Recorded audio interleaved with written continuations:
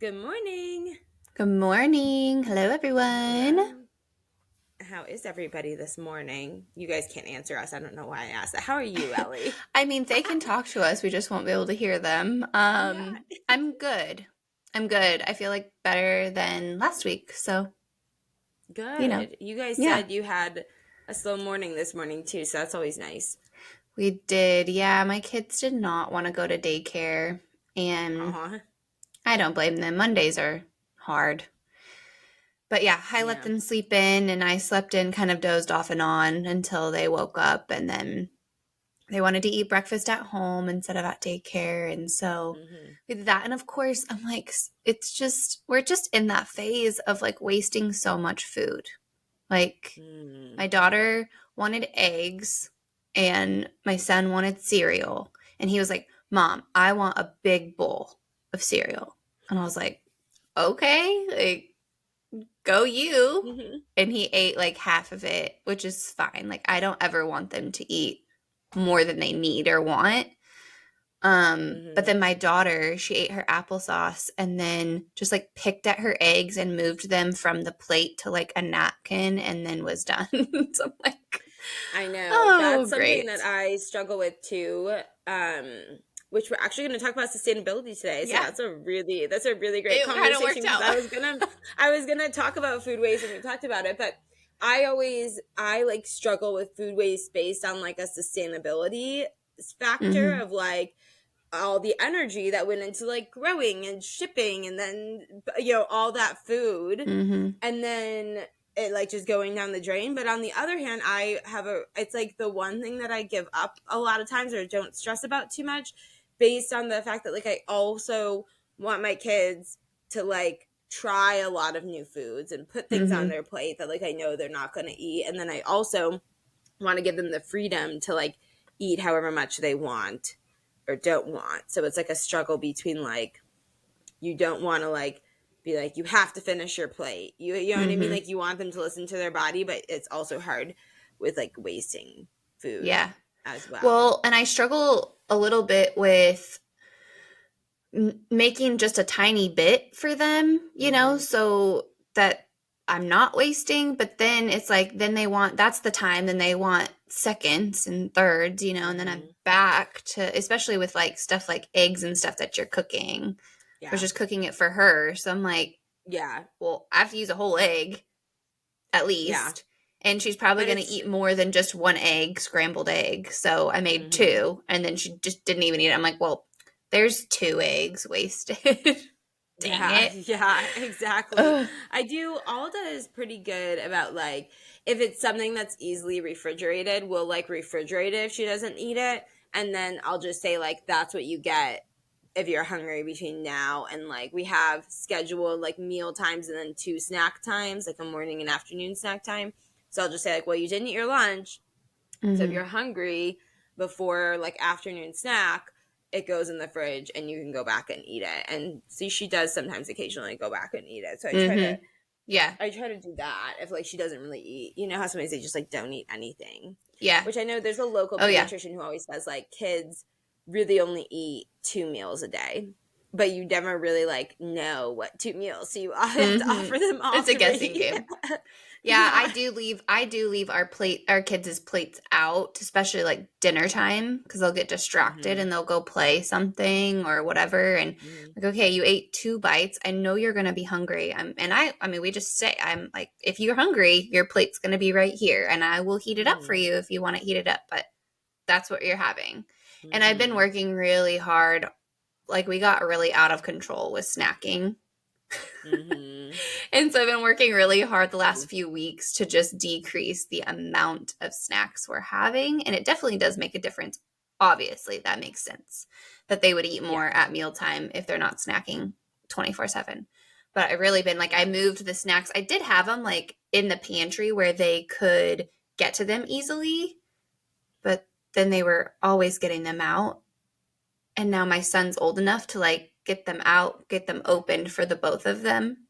Hmm. So I'd be like getting ready, and then come out to the living room, they'd just be chilling, eating snacks. I'm like, okay, well, so I moved the whole snack basket like up higher in the pantry, so it's a little less accessible. And then snacks do tend to be the things that are wrapped in plastic and also not as healthy, you know? Yeah. So it's just like they then eat so much more. I've been also like just looking for healthier options for snacks, like really paying attention. I feel like I've always tried to pay attention to ingredients, but even more so now, like cutting more things out of our ingredient list and really paying attention to the amount of sugar, because you could have a completely organic bar of some kind and it's loaded with sugar. With organic cane sugar. Yeah. So really just paying attention. Corn syrup, but it's still like tons of sugar. I noticed that in like there's some dried fruits at Costco, because our kids are huge fans of dried fruit, that have added sugar in the it's like organic dried fruit. And so I'm just thinking it's just like fruit. And then like, so you really have to read the back, because some of them do have like loads of added sugar in them, and then other ones don't have any like added sugar in them, and so you really have to be picky and choosy. And same thing with like is so big. Same thing with like oh, go ahead. No, go ahead. Like the greenwashing of like labels looking like they're healthy, organic, sustainable, whatever, but actually when you dig into the ingredients, the packaging, and stuff like that, like it's all a ploy. You have the app Yuka? No, do I? I think I've heard of it and I downloaded it. Is that the only one that like rates the food? Yeah, food and products. Okay, so I think I downloaded it, but I haven't used it yet. Yeah, I use it a lot for like beauty products and like home household products and stuff. Like I got like micellar water for my face, which is like you to take off your makeup. And I got the one at Whole Foods, and I was like, okay, I grabbed it, whatever. I go home and scan it, and it's like a 49 out of 100.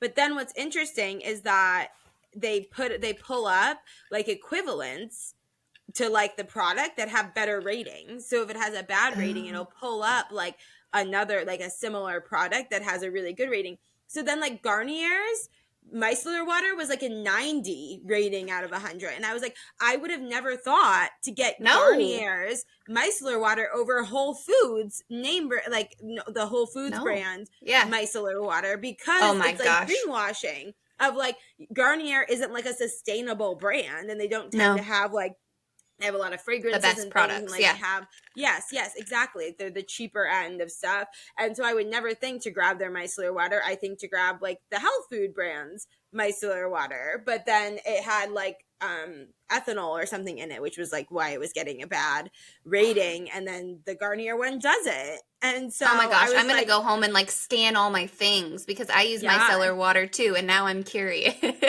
yeah, but it's so because it was not like the most. It was a big bottle. It's lasted me a while, but it still wasn't very like inexpensive. Yeah. And I'm assuming there's probably a more inexpensive, maybe better option. Yeah. So so I do that all the time, because I will go, like I get a lot of my skincare at Whole Foods just when I'm shopping. Like I'll go, because they have a lot of the like higher brand skincare products. And so I'll go through I'll be scanning stuff, and the stuff that you think is like the best stuff will have horrible ratings, and then other stuff that's cheaper, like that's the same thing that happened. I just got vitamin C glow, like I put vitamin C on my face every morning, and one of the brands that I like that was like really expensive had a horrible rating, and then like the cheapest brand that they had an amazing rating. Gosh, yeah, I was looking at, this is not skincare, but I was looking at 2 juice boxes. Okay. And like one said 100% juice. It was organic. The other one was also organic, but it said 59% juice. And so like in my mind, I'm like, well, of course we want 100% juice. I don't want like 59% juice. So I'm like looking at them, and really the difference was the water content. It was so they had more water, so that it wasn't as high in sugar. Yes. Yeah. So the Wow. one little box had like 20 grams of sugar, and the other box was like half that. That's And crazy. I was like, oh, that makes sense. And I mean, it was literally, apple juice concentrate, it was still concentrate, but apple juice concentrate and then filtered water. Those were the Yeah. ingredients. And then like Yeah. ascorbic acid. But Yeah. I was like, okay, well, I guess I will. And I like had bought like an entire like case of Mm-hmm. the organic 100% juice from Yep. Sam's for like a Yep. birthday party or something. And then we just had Yeah. so much left over. And I'm like, oh gosh, now I don't even want them to have it because it is so high in sugar. So much sugar. Yeah, Yeah. totally. Totally. No, I agree. Yeah. And I find the same thing with some brands that like are saying like they're really low in sugar and really high in protein. And then you look and the artificial sweeteners in them are really bad for Yes. you. And I so it's like, well, then I'd also prefer regular sugar over putting these artificial exactly. sweeteners in my kids as well. Yeah, And so, yeah. exactly. I talked to, so a lot of my nursing job with my cardiac patients is to educate on diet. Um, Mhm. and, you know, these are people that really haven't been exposed to like really Mhm. looking at packages and ingredients. And a lot of them are diabetic, so they're not eating sugar, but they're Yeah. still drinking like sodas and Yeah, having yeah, like but just diet, candies and like ice diet creams and peanut stuff. butter 5 a day, like, but oh, but it's Yes. not sugar, yeah. And I'm like, okay, but also you have to watch for artificial sweeteners because if you're eating something that is sweet and it has no sugar, it is Mhm, loaded with artificial sweeteners, which are also not great for your cardiac health, your gut mhm. health, any of those things. And they're like, what?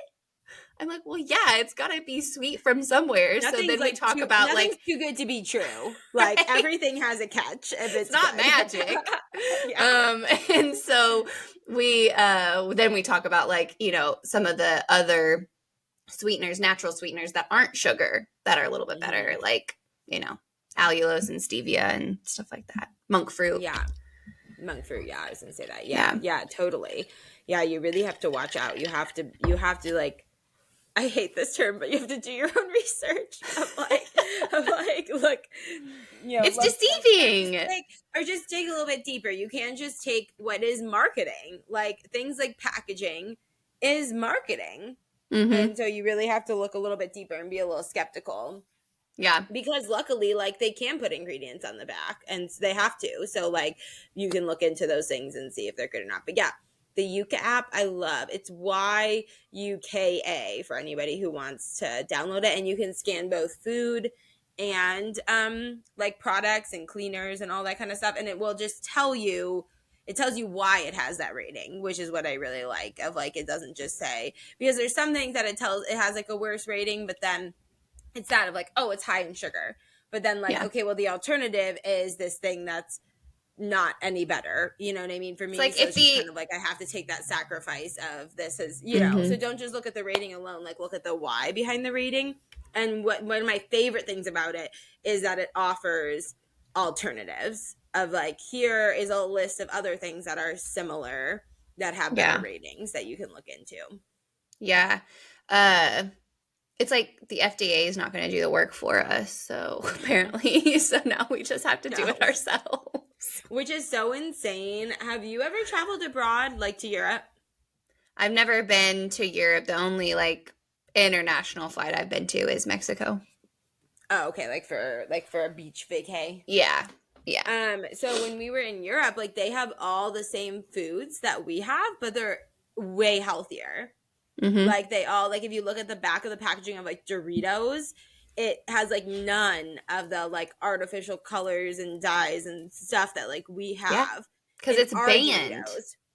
Because it's banned, yeah, which is Freaking just banned. insane to me because it's like Like, these products can absolutely be made healthier, but it's just not as cheap exactly. for the corporations. And the United States FDA is just like in their pockets being like, sure, make all this stuff cheap, and then it's the consumer's choice whether to eat it or not. But like I understand like the consumer choice, but we could be consuming stuff we could still be consuming Doritos, but them just being less bad for us. Yeah. You know what I mean? That's why our nation is so unhealthy. Like, Oh yeah. it's no one's like 100%. exact fault. It's just the fact that like so much bad stuff is in our food. I know. No matter And how it's hard like, you try. yeah, and I know people when they like come to America from Europe are like, "Oh, I'm eating all the same stuff, but I feel horrible." Yeah. Because it's just like all of the added stuff. It's so hard to get away from it, especially as like busy working families. Because it's like, yes, Mhm. could I make everything from scratch? Like if my kids wanted, do you follow Nara Smith on TikTok? No. She's lovely. She makes everything from scratch. She has like over 1 million followers, but she just makes like very aesthetic videos where she makes everything from scratch. And it's like she like will be like, my husband wanted Cheez-Its, and she'll like make the Cheez-Its from scratch. Like, so I'm like, okay, could we technically, do that to avoid like artificial stuff?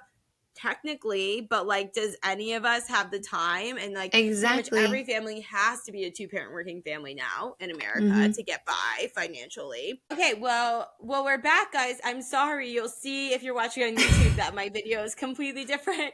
It's because my cat's knocked out my nice camera and it won't let me hook back in. So if you're, I just wanted to let everybody know if they're watching on YouTube why my camera has switched. Yeah. The whole view of me. But go I ahead. was You were saying you saying, feel lucky. yeah, I was saying I just feel lucky that I have access to better options and the ability to, I mean, I cannot afford to buy all of the low-tox, non-tox products out there. Yep. I still have to like budget it, but I am just grateful that I can, because that's not the case for everybody. Yeah, inflation has been so bad too that like I have started switching to try to like figure out what products is worth me like buying, organic or whatever, and what ones like aren't worth that for me. Mm-hmm. So, well, and that app is so helpful because like I said, I'm going to go scan everything in my house and be like, is there a better, cheaper option? Oh yeah, totally. Yeah, no, it is really helpful. I really like it. But yeah, I guess we're going to talk about sustainability a little bit today because it's Earth Day today, the day that we're recording it. It won't be on the day we come out with it, but but today is Earth Day. And I'm not perfect, but I do try to do a little bit of sustainability stuff. So I think I'm going to talk a little bit more about it. But okay, so food's one thing. That's a big thing. And then I always I struggle with the sustainability conversation because on one hand it's really easy to like look at like how much corporations are polluting like the world and be just like, what do we have anything to do with it? Do you know what I mean? Like, because the little bit that we change is so little compared to like how much just like major corporations, how much work, like what kind of energy they use and how, the fossil fuels that they expel and all that kind of stuff. But I do think that there's something, especially in America, to like voting with our dollars, because that's like, if the government isn't going to like make regulations better, there is something to like us telling corporations that like, we're not going to buy, like, we're going to put our money towards like more sustainable businesses so that they're kind of like forced to change their ways or shut down if they're like not getting enough money and they can't change their ways or whatever and stuff like that. And that's something, especially with like clothes, I do a lot of like, we try to buy a lot of used clothes because like I just personally don't want to be giving my money to like fast fashion brands, and buying like really true sustainable clothing is so expensive. Like clothing that really is utilizing like sustainable processing and stuff. And there's like a statistic out there that's like, we have enough clothes right now in circulation to clothe the next 6 generations of people. So like you actually using those clothes instead of buying like new stuff can help a lot, and just actually letting things be used for their whole entire life. But of course there's things just for convenience factor that like I just order online or buy And every once in a while, it is nice to have something like brand new, or like, or buy like something that you're going to use every day. Plus, all the time. Yes, for sure. I think that's where a lot of this conversation comes in. Things like if you're like, okay, I'm going to buy a really nice quality t-shirt that I know I'm going to wear for years and I'm going to wear it all the time. It's going to be like a basic staple in my closet. Then like wear that and get all of its use. But a lot of like trends and stuff come and go so quickly that it's much better. Like, and honestly, I don't think people realize like how much you can find that stuff in like at Goodwill and Red Rocks, or like, whatever your local like thrift stores are and stuff. Like, it's really easy to find a lot of those like fast fashion trends and stuff that are coming up. I will admit though, like it takes a lot more time and energy than like being able to just order something online when you're like really, when you're working and busy and have kids and everything.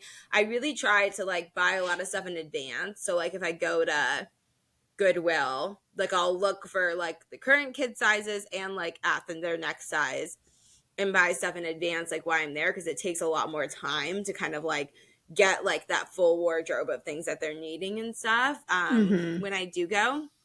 Same with like shoes for sure. Like if I ever find like a good pair of shoes and like a good brand that I really like that's like 1 or 2 sizes bigger than the kids, like I always buy it and put it up in the closet. Because shoes are really difficult. My kids have like giant wide feet thanks to my husband too, so there's only certain brands that they fit in. I think sometimes when I go, like I've been to Red Rocks, and then there's a couple of secondhand kids clothing stores that I do frequent. Like consignment stores. Consignment stores. Sometimes I'm looking at stuff and I'm like, this is the exact same price as buying it new. So I get like in my head about that versus like the sustainability thought. I'm like, I should just buy it new because they're charging me the same price and it's like stained and worn and like whatever. Yeah, totally. And I find consignment shops to definitely be on the higher price end. There's certain things like winter coat, like I got all of their like winter coats, snow pants, everything like that from consignment shops this year, and they're really well priced because those are like a higher ticket item compared to buying them new. But a lot of like pajamas, t-shirts, that kind of stuff that you can find really cheap at like Old Navy or on Amazon or at Target is hard for me to like justify. So, but like the actual like thrift stores are actually really cheap comparatively to consignment. But consignment already does some of that picking for you. Like they only have the stuff out that's a good brand and that's nicer quality and stuff like that. And so it is easier. I don't personally use Facebook Marketplace, but I know a lot of people who will buy lots on Facebook Marketplace. Like somebody will sell like for $50 all of my baby boy 0 through 6 month clothes or something like that, which I think can be good. And then you kind of just like pick through them and then donate what you don't want. I've had really good luck with Mercari, the app. It's kind of like I don't know Poshmark kind of, but I've had really good luck there for shoes for the kids. Oh, okay. Because that's one thing I really struggle with finding, but I also struggle with buying new. But they're so hard on them, and they grow out of them so fast. And so, Mercari is Mercari.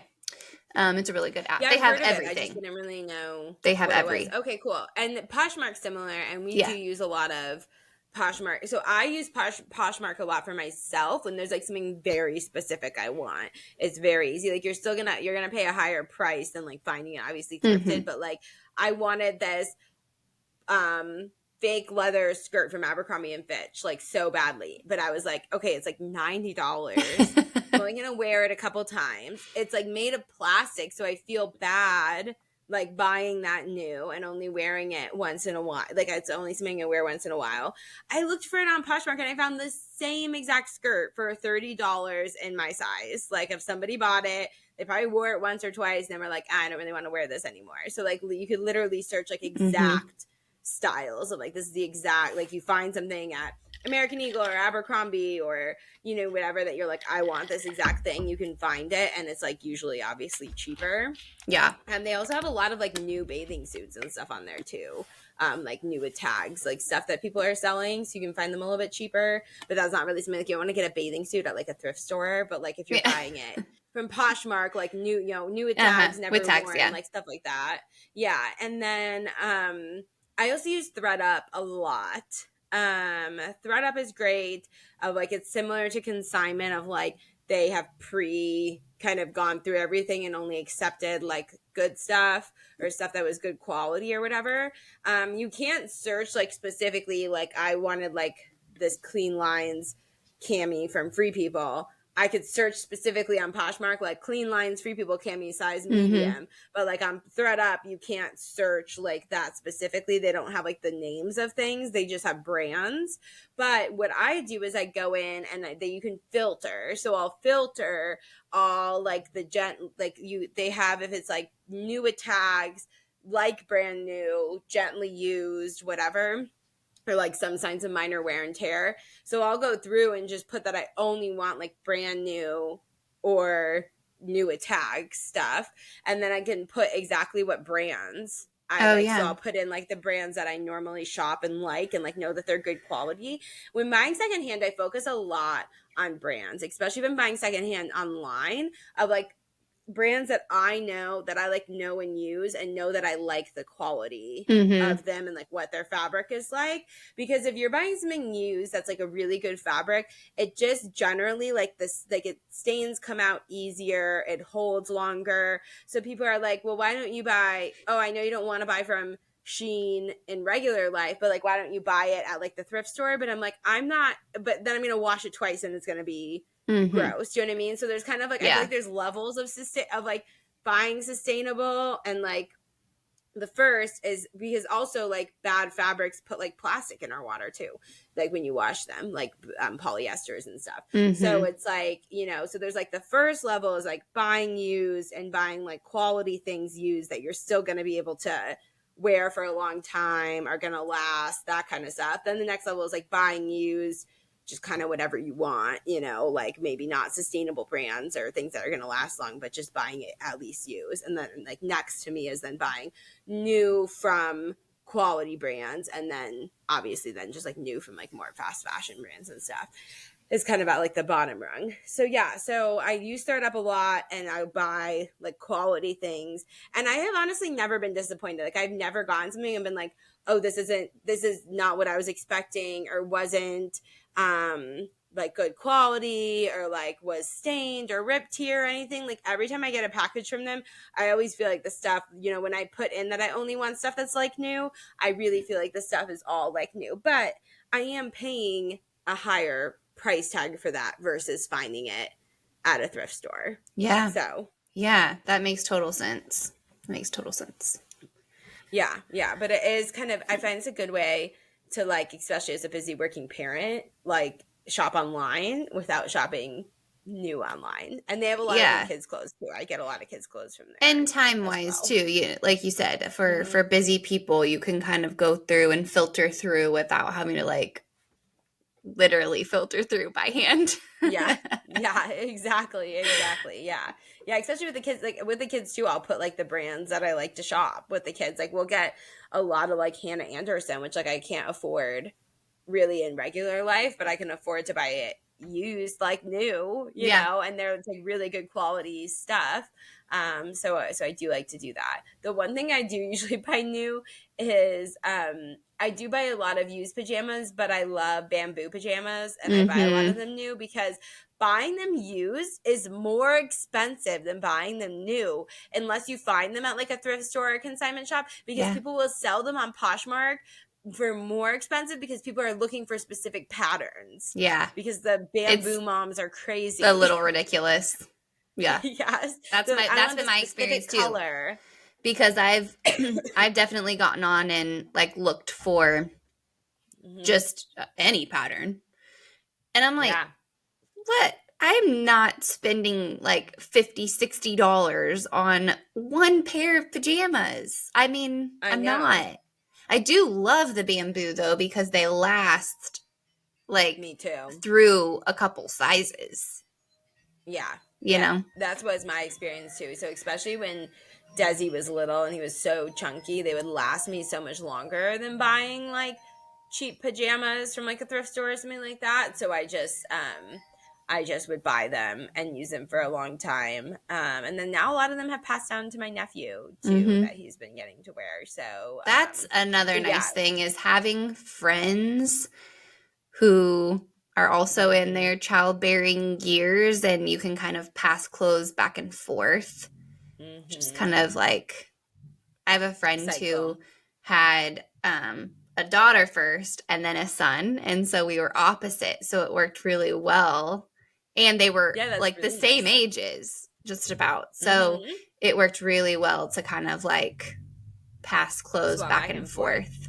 Yeah, I know we have had with like both of our kids, we've had somebody that's just like a year or two younger that we just pass all of the stuff to, which is really makes me I do love being able to pass things down or get things from other people too, as well, is really, really helpful. And also like I've given up a lot of my like aesthetic for my kids to just wear used cheap clothes, of like, okay, they don't always have to be in like, the cutest aesthetic, especially now, like they love dressing themselves, like especially my daughter does.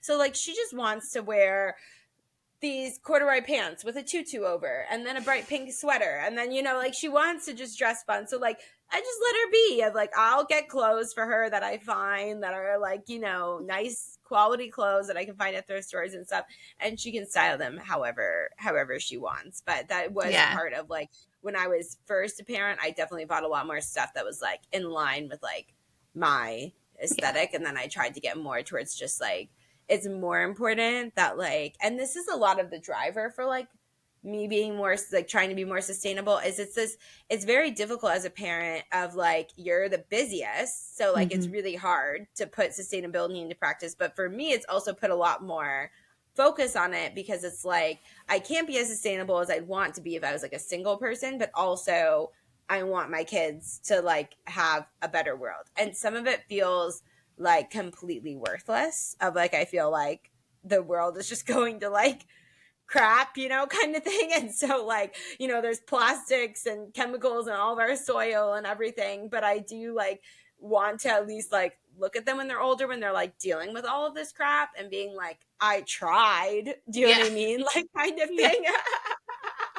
I was aware and I did things to make it better. I did my best. Yeah. But I mean, do we sometimes use plastic sandwich bags? Yes, like because I just don't want to wash our reusable ones, or do we have packaged plastic snacks? Yes, but like there's a balance in it. But yeah, so we talked about food, we talked about clothes. Oh, I also wanted to say like baby products, like so much stuff you can find used like on Facebook. Like so many baby products are like bought by people and then they just don't end up using them, of like maybe their baby didn't like it or they ended up just not doing it, or using it or whatever. And also so many things that babies use are used for such a short amount of time. You know what I mean? Like different toys or like a bouncy seat. It's like you use that for the first couple months and then like you're done with it, kind of thing. And so we have bought so many of our baby products used, like our Montessori like tower, like standing tower that's in our kitchen, our strollers, pretty much like the one thing that I just won't buy used is like mattresses or car seats. That's kind of like the two. But yeah. So like car seats, if you guys don't know, you really shouldn't buy used unless you like my sister did take our infant car seat, but like obviously I knew that it had like never been in an accident, like all of that kind of stuff. But definitely don't buy car seats off of like Facebook Marketplace or like at a consignment sale, because if the car seat has been in an accident, it's not as safe to use anymore because some of its mechanisms might be compromised. And you really need to like pay attention to expiration dates too on top of that. And 100%. Gets a little complicated. I was just thinking I need to look at our car seats expiration dates because both my kids are in like the Great Go Forevers now, like the Extend-A-Fit. And so like technically they can be in that car seat till they're out of car seats, but I wasn't sure like what I never looked at what the expiration dates are on them of like when, like do you know, do those car seats expire a lot longer, like last a lot longer than like infant car seats, because our infant car seat expired It's like 5 years after a couple years. Yeah, so that's what I'm saying. Yeah. I need to look because my daughter's, we got hers almost 5 years ago, so I Yeah. need to look at her. We just at the switched current Brax dates. into a booster Oh yeah, with the yeah. extended 'Cause it can back.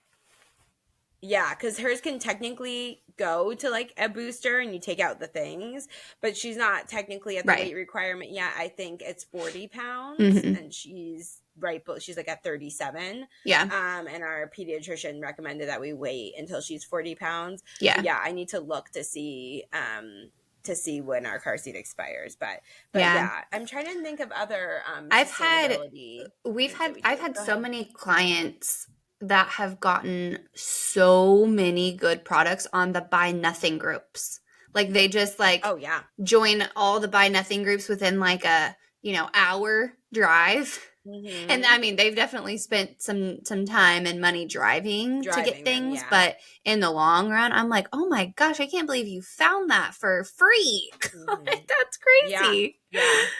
Yeah, it is crazy. But I mean, I've posted stuff in there where I'm just like, oh, I have this bassinet, and like I'm done with it. And so And if see, anybody wants it, in they can our have it. area, like the rural areas, the buy nothing groups are not as active as they definitely could be.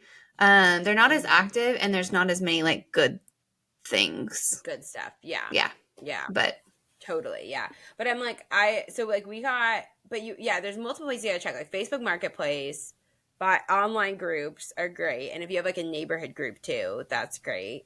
And then we got our Up a Baby stroller at a consignment shop for like at a kids clothing consignment shop. They have a lot of that stuff. And then I know like you got to look too every season.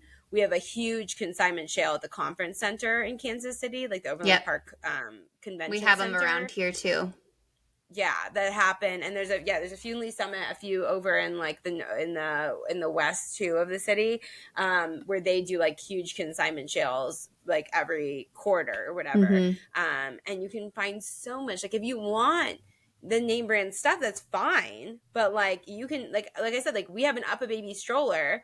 And I'm like, that would have cost us $700. We bought it for $100 at a consignment sale. Yeah. You know what I mean? And so like you can still have like the nicer, bougier things, but just like you can find them for so cheap, like at places. And obviously then you have the sustainability factor of not buying something new and keeping something in circulation for longer, and it not going to a landfill. I've been wanting to like organize one of those consignment sales for our area, like the small rural towns. And I think someone actually is working on one for our area, but I'm like, we need something out here so we don't have to drive 30 minutes to go to one. It would be nice to have something close. I know, like, it came from a place of like, I have so much stuff like that I need to get rid of.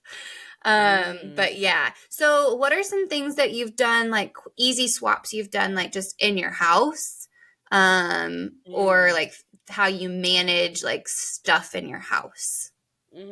So the number one easy swap is not buying things. So like, like just not being like, I don't need that, so I'm not going to buy it. Like, especially with like kids' toys, like the toys and the clutter, just being like my daughter really wanted a Barbie dream house. And I was like, if you save up enough money and we find one used, then you can have a Barbie dream house. And she did get a Barbie dream house and got one used and stuff, but just not doing like impulse buys of like, oh, my kid wants this toy at Target. Oh, they want this little fidget spinner thing, whatever. Just get it. And I think that teaches our kids stuff too, of like, it's so easy as a parent just be like, sure, you can pick out something from the dollar section at Target. And do I do that sometimes?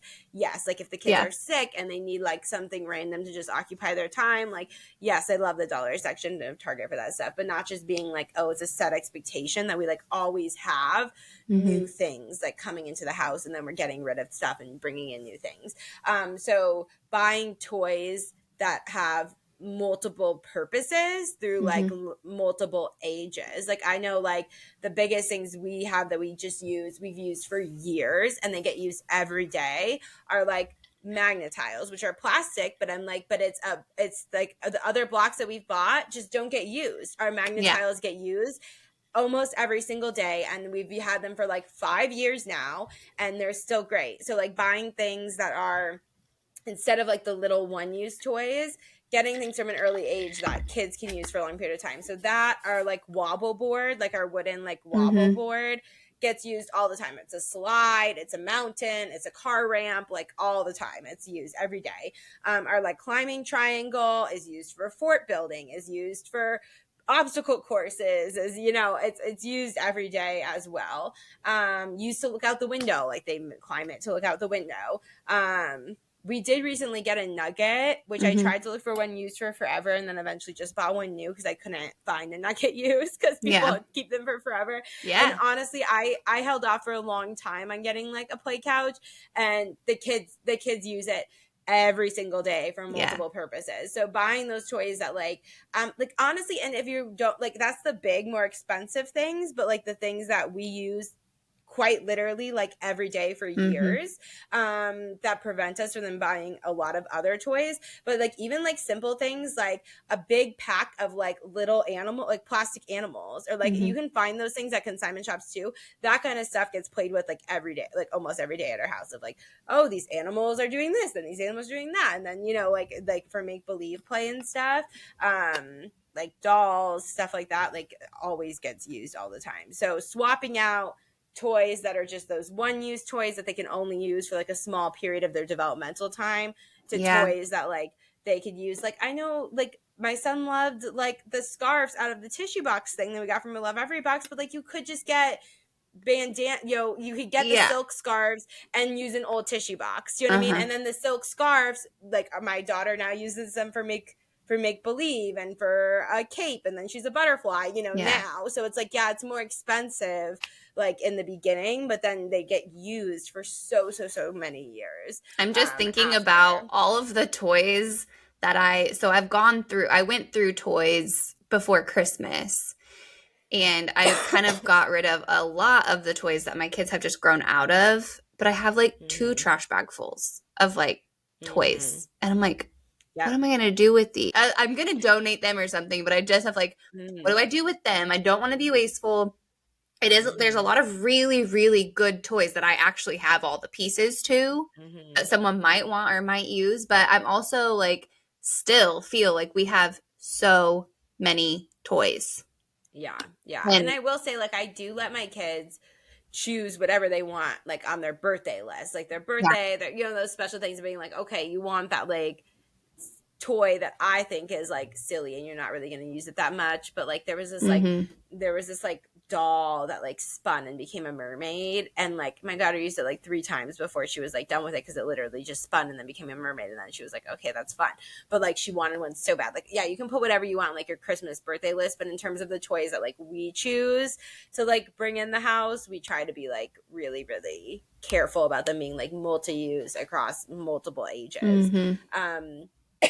And then like our Yodo we use all the time, like, but those are all like higher price, you know, ticket items, but I feel like we're like very much worth the investment for both. And I mean, they're quality. Like, they're good quality. Yes, they're going to be used for a lot of times. Yeah. So if you're trying to build like your first kid's playroom, you know, you're going to have multiple kids.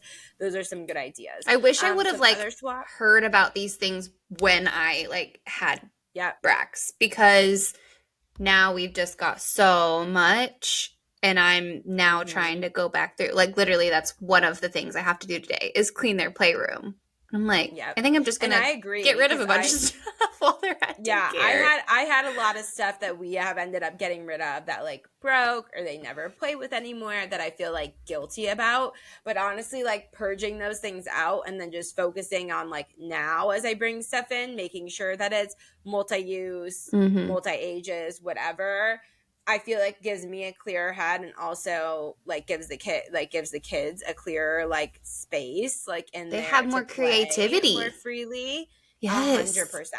And so and I also save a lot of random things for like crafts and stuff. So like egg cartons, Mm-hmm. like we save for like like for paints, like stuff like that, like little things that like if I get like a fun ribbon and like a package is with it has a ribbon on it, like I have like a place where I kind of put all that random stuff in their craft corner, and my daughter uses a lot of that stuff like Mm-hmm. for crafts and creativity stuff and everything. If I kind of put it have a spot for it, kind of that random stuff, so I'm not buying like a That's a lot great of idea. random stuff for crafts. And then other swaps, we part-time cloth diapered, which I don't think a lot of people talk about a lot. Mm-hmm. You don't have to like fully 100% be like a cloth diaper person to just like like introduce some sustainability into the mix.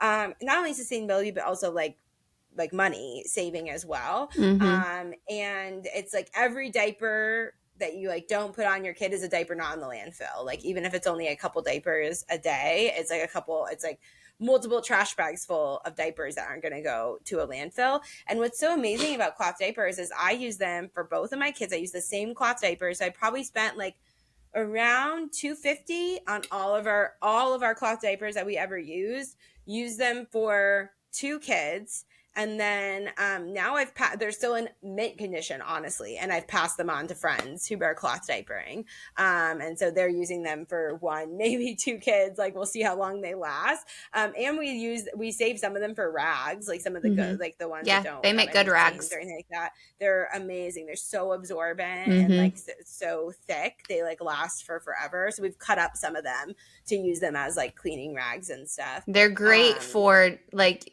I mean, for using for rags, but keep them like in the kitchen and use them to Mm-hmm. clean your kids up after eating Yep. or whatever because Yeah, they or just, like I've grabbed a cloth diaper a lot of times when there's like a spill. Like uh-huh. if there's like a water spill or something, because they just absorb Yeah. so much Yeah. compared to like you'd have to use multiple paper towels or multiple towels to like clean Mm-hmm. stuff up. But that's another thing that we have swapped is like we have like a whole container of just like old rags and cut up towels and stuff that like, okay, this towel is gross and stained now, so we're going to cut it up to have as a rag instead of like a nice towel in the kitchen, to clean up kids' faces and clean up spills. And then we have like a bucket on the stairs that all those go in to get popped in like the washer, all together. And that saves so much paper towels and so much money as well, Mm-hmm. to just have those like quick rags for wipes. But I kind of find that I have to have like a system of like, here's where they all go and this is when they go and they're Right. dirty, versus like if they're just always like wet and in the wash, and that's just kind of like a disaster. And so if I kind of have that system in place, but yeah, back to cloth diapers. I think a lot of people think that they're really expensive to buy. They're not that expensive to buy new, and there's so many people who sell them used. Yeah. I think people get freaked out about used cloth diapers, but really like they are made to like clean very thoroughly, and there's stuff that you can buy to strip them. So like before you use a used cloth diaper, you're supposed to strip them to get all of like the chlorine that might be built up in them or detergent that's built up in them, and give them like a really thorough clean, and get any like left up bacteria and stuff out. But really, I'm very, very impressed by, we bought like the cheapest cloth diaper systems you can find. So we bought covers and then organic cotton inserts. That was it, because I wanted organic cotton because I was like, it's right up against their skin, all the time. But that's literally like the cheapest systems. Like there's all these inserts that are like bamboo and ultra absorbent and super thin, like it's a bulkier diaper, but it was so cheap and it absorbed so much, like so well, and lasted for forever. I find that we had a few of the more like synthetic inserts, that were supposed to be like more absorbent and more thin. And I found that they like pilled and got gross and got smelly like a lot faster than buying like the organic cotton inserts. And like I said, it's 6 years later and they're on other kids now, and they're doing great. And like I said, you could do it only part-time. Like you can say, oh, only when I'm home I'm gonna put a cloth diaper on them. And like we usually, when they were sleeping, like nap time and bedtime, put a disposable on them, because it just was less likely to like wake them up. But it's not as difficult as it seems. I think people think it's like a very difficult process, it's Yeah. not as difficult as it sounds. Now, don't join a cloth diaper Facebook group, I swear, because they make it sound so much harder. They're like, you need to be testing the hardness of your water and the chlorine in your water. And it's like, just freaking wash your diapers. Do 2 cycles to get like one good rinse cycle and 1 hot wash cycle, and then dry them or hang them in the sun. And then like that will be fine, you know? And that's why we are the moms in the middle. Because Yes. there's got to be a middle ground for our sanity sometimes. Oh my gosh. Other swaps, I'm trying to think of what Or else. even just like brands, like brands that you like to use of like cleaning products, or have you found anything that you really, really like? Cleaning products, I'm so simple of like we use for all of our soaps, like our hand soaps, we dilute Dr. Bronner's Castile soap. That's all we use, which is simple but effective and cheap. We use Salsuds as our main cleaning, which is another Dr. Bronner's cleaning agent, and you can use it for mopping, for washing out tubs, for washing out sinks. You can dilute it for an all-purpose cleaner, so that goes in all of our spray bottles for just like our all-purpose cleaner. Super low toxic, and cleans very effectively, like and it has a nice kind of like natural piney scent to it, which I really like. Like it doesn't have any added like fragrance or essential oils, but just like naturally it has kind of like a fresh scent to it.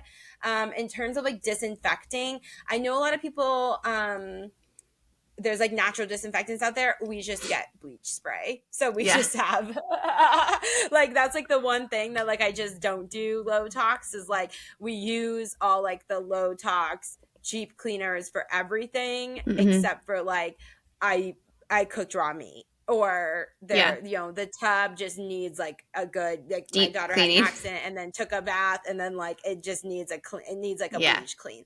That's just something I don't mess with in terms of like germs with like preschool and everything of like, because it's the one thing that kills like the throw up virus and GI bugs and stuff. So like, you know, occasionally like the toilet, the bathtub get like a bleach. I know that there are like more natural disinfectants that do kill that, but they're expensive and I'm just like, I don't use it very often. That it's just like, just bleach it. But we also, if you're local to Kansas City, you can refill all your stuff at Soap KC. Is a great sustainable business where they have just pretty much giant jugs of things like cleaners and disinfectants and laundry detergents and all of that stuff that we refill a lot of our stuff at. So like our laundry detergents and stuff. And we don't buy, another thing is like, again, use what you have. We don't buy like the pretty aesthetic like glass containers to like refill. Like a lot of the people who refill at the refill station will have like the nice aesthetic like laundry detergent things and stuff to like make their house look nice that are like glass and stuff. And I'm like, it's more sustainable. Just keep using the plastic ones. Like you had, like you bought a plastic laundry detergent, and I've sometimes gone like 2 years of using the same plastic laundry detergent that I got at Costco, you know, and I've gone like 2 years using it before it starts to get gross and like deteriorate and stuff. And then they actually have like where people can drop off their use, like a recycling, their old containers. Yeah. And so you can just grab one from there then and then keep using it. And that's like, I mean, it's not aesthetic again, but it's like a cheaper and actually more sustainable option. I think people think like, well, it's plastic, but it's like, well, if there's already plastic being made, then let's like keep using it. You know what I mean? Like over and over and over again. So that swaps. Other brands I'm trying to think of. Not really. I'm not like super brand specific. I was trying to think of something else. Things like just Tupperware containers, like instead of using plastic I was literally wrap. Just thinking that. Yeah. I was just thinking like my grandma growing up was so sustainable and I didn't even know it because, you know, everything was in like a butter container or a Cool Whip container. You never knew what was in something. She would save like the bread bags. Like, I'm sure tox-wise, it's probably not ideal. Yeah, so I try not to use like reuse plastic for food because toxins can go in. But buying like just some glass Tupperware containers and like using those for like food leftovers for bringing lunch places, that kind of stuff. Bringing your own silverware when you go and when you bring lunch to work or whatever. That kind of stuff is just like simple stuff that like it's stuff that all the generations have been doing before us, but we just got so used to like all the little plastic baggies and like stuff like that Yeah, it's the it's convenience simple. things. Yeah. Instead of getting a plate and putting plastic wrap over it, like put the thing in a Tupperware container Yeah. that has a lid. So yeah, stuff like that. But I think that's like all the things that just come to my mind. And again, like I'm saying, I'm not at all perfect in this. Like there are people that are way above me of like grow all their own fruits and vegetables and never buy new and focus a lot on like not, you know, food waste and stuff like that. Like I'm like the lowest tier of like trying to be more sustainable, but like I do try. And I think you're doing a great job. Thanks. Well, I do just think that it is like if a lot of people did a lot of little things, then like we'd push a lot of our society to like change how we do things and make it easier to do all the little things. So I think sometimes we get in the world, especially with social media, maybe we follow some like lower tox accounts or like more sustainable accounts, and then we're like, we could never do that. Like what all that they're doing, so then we just feel like we don't belong in like that space, or it's like unattainable to live like lower tox and more sustainably. And really like every little thing is like a step in the right direction. Yeah, I think you've given such great like tips, and I do some things, but I know there's so much more I could do, and I feel like you even just by our conversation today, I'm like, oh yeah, that makes more sense. I should just do that instead and not like overcomplicate things. Yeah. Yes, exactly. And like I think a lot of people too will be like, oh, so I should go buy all of these like sustainable products, you know, of like to be sustainable. But then that's just like consumerism recoded of like now we're just consuming sustainable products and not using the ones that we already have in our home. So the first line of sustainability is using what you have and not buying new things unless you need them. And then when your plastic broom or whatever is broken 10 years from now, then buy the wooden broom with the natural bristles, or like instead of plastic bristles, like then do that. But like use all of the things that you have in your house as like the first line of defense. Swapping toys with people, when you get rid of stuff, giving it a like figuring out, okay, some things are going to be trash, but a lot of these things can be used a different way or given to somebody to reuse. So getting rid of things sustainably.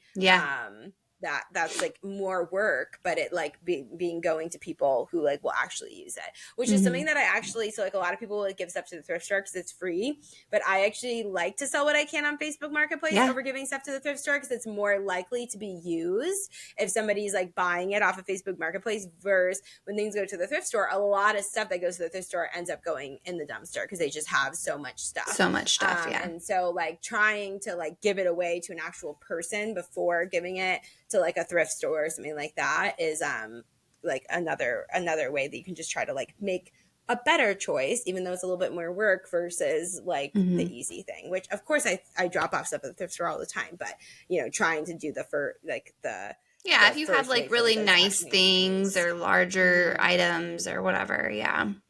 And yeah, if you don't want to make money off of it, if you're like, oh, I don't need the money, I just want this to go to somebody, a buy nothing group is like a great way to get it into an actual person's hands without selling it and letting somebody who needs it use it. So yeah, for sure. Yeah, well, this is a good conversation. I hope maybe we can put up a question box online too to hear other people's, when this episode releases, what they do to live just like a little bit more sustainably. So yeah, happy Earth Day, everyone. Yeah. Happy Earth Day. We didn't even talk at all about Taylor Swift. That was what we were going to talk about. Oh my gosh, we didn't. We didn't. But that's okay. We're at an hour, so we'll just skip over it. We are. Maybe next week. Yeah, and it is also National Infertility Awareness Week. So look forward to another episode that we will talk all about infertility, my journey, and just, we'll just talk about it. And yeah, I'm really looking forward to interviewing you and talking with you about all that stuff. I know this week we kind of went on with like let's talk about random stuff, and then it was Earth Day, it was Infertility Awareness Week. Taylor Swift dropped her album. We ended up just talking about Earth Day. Oh my gosh. But I wanted a full episode devoted to the infertility conversation because I know so many people deal with it. It's a huge conversation, and we wanted to really kind of go in deep on it for a whole episode. So look forward to Yeah. that. Yeah, and the Tortured Poets department being a 2-album drop. Just give me a little more time to get all caught up Elly on all the other I've gone through songs. it twice so far. I've tried. I turn it on every time I'm in the car, and then my kids like won't stop talking, and I'm like, I really want to listen to the lyrics. Okay. Yeah, I've had to like stop and like Google the lyrics for so many of them to like read the lyrics instead of just listening, because I need to like fully absorb like what it's saying. Because it does get, I feel like my first listen was just like listening, and then I was like didn't absorb what like any of the songs, like the depth behind them or who they were talking about or like all this stuff. And so now I've like, now as I'm going back through and have like watched a bunch of like TikToks of people deciphering it and like read through some of the lyrics and stuff, I'm like really, really, really enjoying like a second listen. But my husband, I was listening to some of it this weekend, and he was like, there's a lot of curse words. You probably shouldn't be playing this in front of the kids. And I was like, fine. And so then I put in my headphones and was listening to it a bunch in my headphones yesterday. So yeah. Yeah. So we'll just give us a little bit more time, and then we will chat about it some more.